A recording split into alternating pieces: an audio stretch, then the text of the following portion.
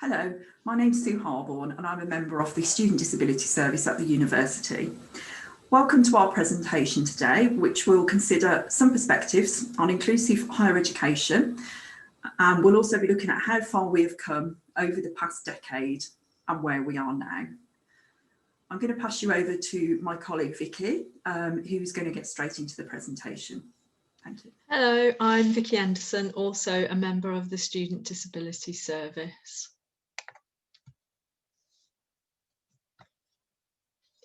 So 10 years ago, we saw the advent of the Equality Act 2010, which included a focus on how we respond to HE students with protected characteristics, including disabled students.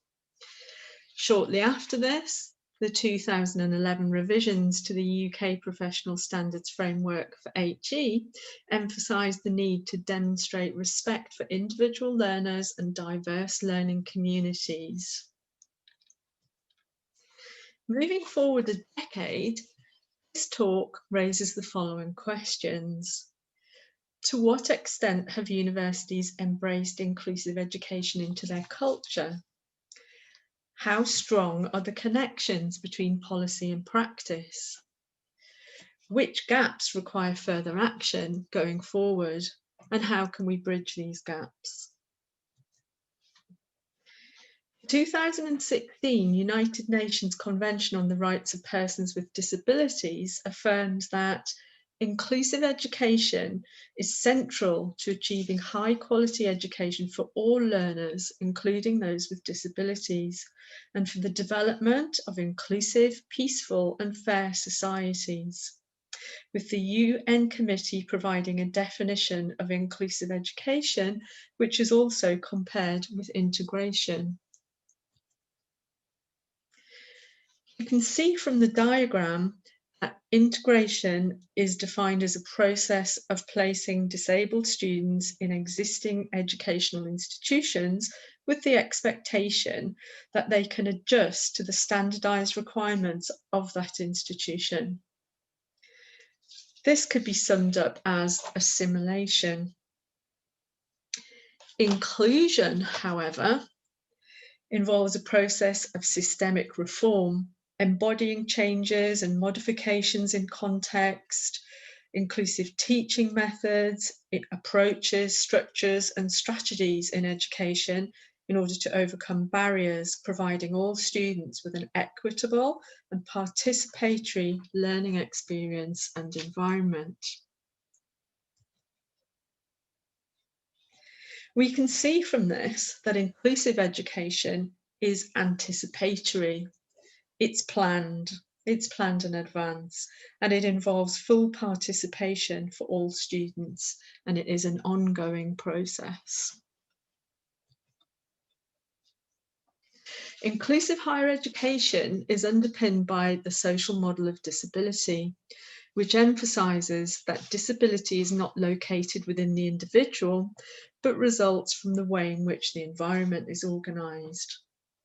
It focuses on removing barriers to learning, including physical and attitudinal barriers, so that individuals with an impairment have equal opportunity, facilitating independence, choice and control over their lives.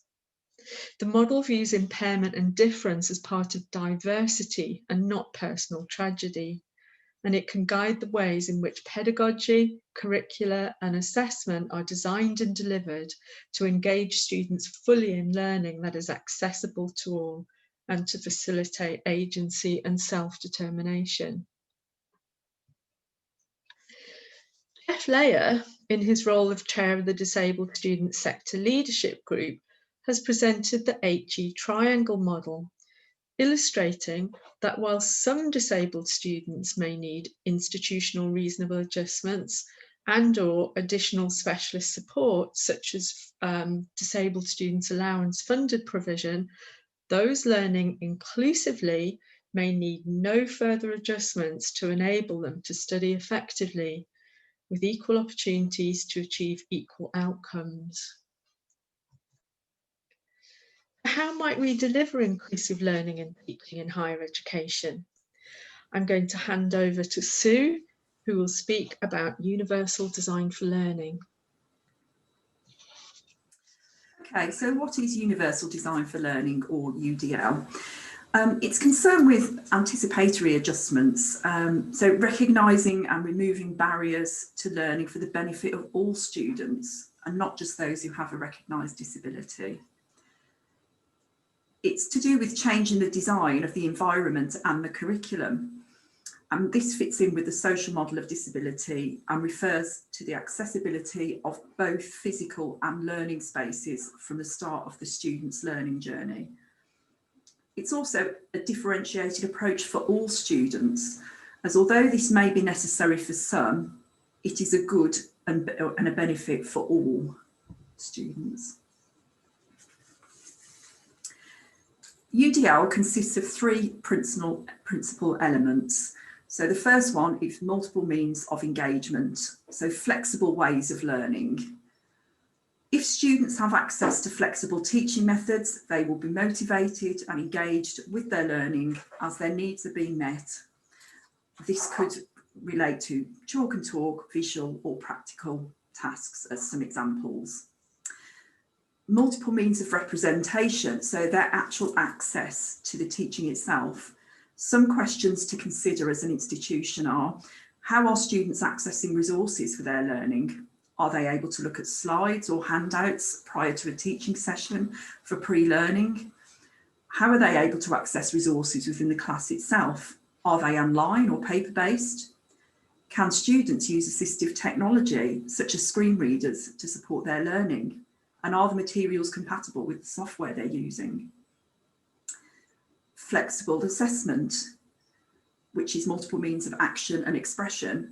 So how are students able to demonstrate their learning and knowledge? Is there just one way of doing this or multiple ways?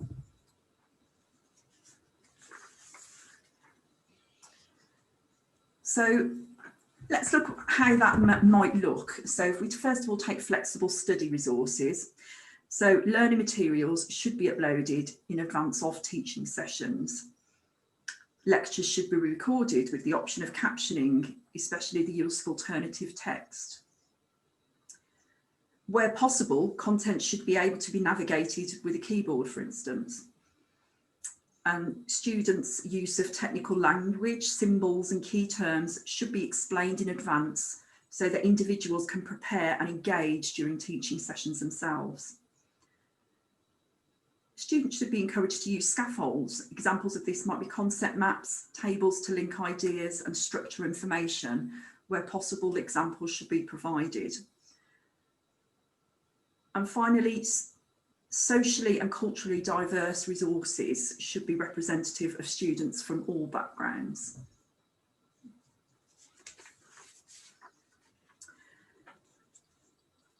What about flexible ways to learn? How might that look? There should be varied teaching methods.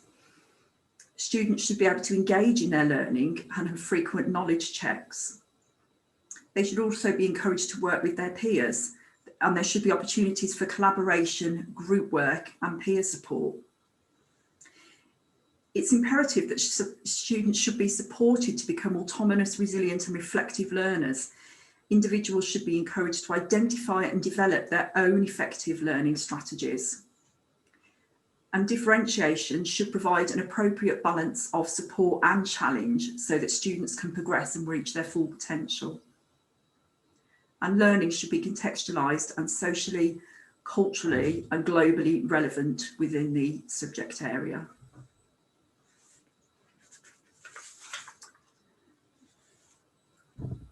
Flexible ways to assess the learning. Again, how might that look? Assessments do not always need to be timed and see handwritten exams. If time is not part of the learning outcome, does there need to be a limit set? There should be a clear marking criteria, and students and staff should have access to this in advance so that they are able to understand how and what they are being assessed on. I'm now going to hand you back to my colleague Vicky to look at inclusive learning and teaching. So we can see that inclusive learning and teaching recognises all students' entitlement to a learning experience that respects diversity, enables participation, removes barriers, and anticipates a variety of learning needs. It requires the kind of flexibility offered by UDL as outlined by Sue, together with the creation of an evidence base, facilitating the sharing of good practice and examples of the wider benefits of inclusive learning strategies. Moving the agenda from the margins to the mainstream necessitates a shift towards equity considerations being embedded within all functions of the institution as an ongoing process of quality enhancement. This requires regularly reviewing and evaluating approaches to learning, teaching, and assessment, focusing on inclusion and equality issues. It's about moving fully from integration to inclusion, ensuring that accessibility is built into all learning and teaching from the outset, by rooting expectations of inclusive learning within the formal processes of the university, for example, at the stage of module and programme approval. And it requires institutional commitment with strategic leadership from the top and collaboration with a range of stakeholders, including disabled students, to facilitate representation of their needs. So how far have we come over the past decade? Just over a year ago, the Higher Education Commission began an inquiry which aimed to shed light on the experience of disabled students in higher education and to find constructive solutions to the challenges and barriers still being faced. Following roundtable sessions with disabled students and disability practitioners, the Commission ran an online survey for disabled students in the UK, receiving 513 responses from students across a wide variety of impairment types and from over 70 different HE providers. Although the inquiry examined the student journey as a whole, and you can follow this up by reading the entire Arriving and Thriving report, our focus here is on the learning and teaching experience. Some of the key findings referred to accessibility, with the survey revealing that levels of support and accessibility varied between institutions, departments, modules, and even individual tutors, with many disabled students not being able to access learning and teaching fully due to being physically unable to get to or sit in lecture theatres or other academic spaces, unable to access learning materials, not receiving lecture capture or receiving all of the reasonable adjustments set out in their support plans. In terms of accountability, some students felt there was no accountability at their institution for ensuring that they were able to access learning and teaching fully. However, on a positive note, at some higher education institutions, senior leaders were reported to have made great progress in these areas by prioritising the needs of disabled students, suggesting that whole institution change is possible when led from the top.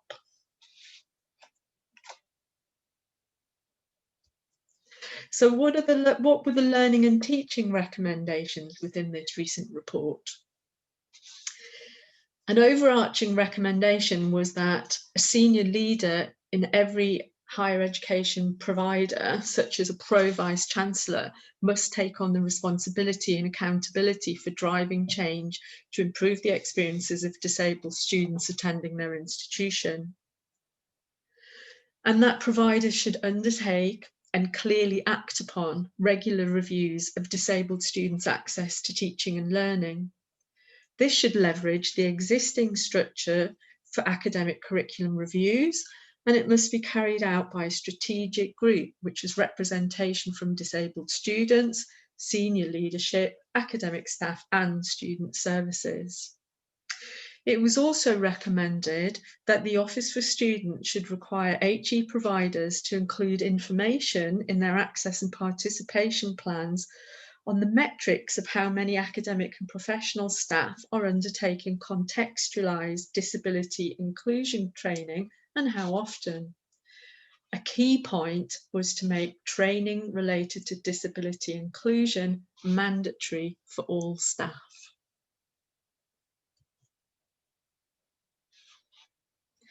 So if inclusive higher education is an anticipatory process focusing on the full participation of all students, including disabled students, how far do we think we've come over the past decade?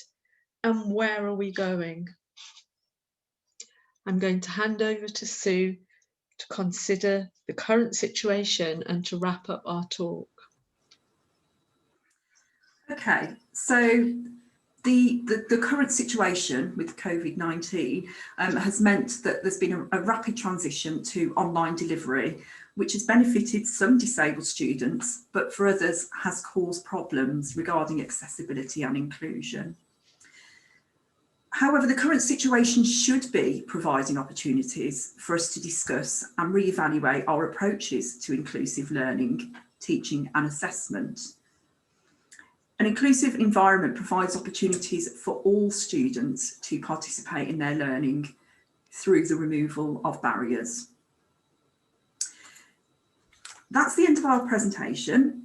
We hope that we have provided an overview of how universities can work towards a culture of inclusive education and outline some practical approaches regarding how this can be done. After all, an inclusive approach can facilitate the deliverability of the institutional mission by forging the link between excellence and enabling all students to deliver to their full potential. And that is, after all, our core purpose within higher education. If anybody would like to continue the conversation, we'll put our email addresses on the slides, and please do get in touch so that we can keep this going. Thank you for your time today.